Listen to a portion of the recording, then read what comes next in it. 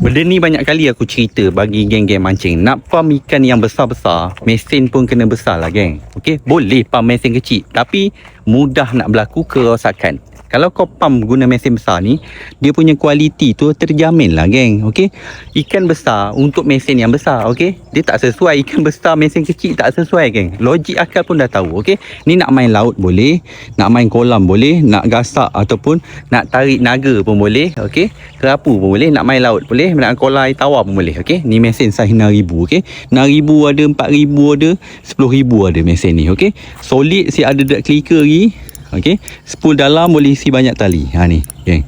Okey, barang memang padu, memang padu geng. Cantik je spool dalam, sesuai untuk main geng-geng yang suka main laut. Okey, main laut boleh, memang sesuai lah. Jadi hopefully dapat something. Macam aku cakap tadi, nak pam ikan-ikan besar, guna mesin besar. Okey, jadi hopefully dapat something. Solat 5 waktu kewajipan bagi Muslim kawan. Assalamualaikum.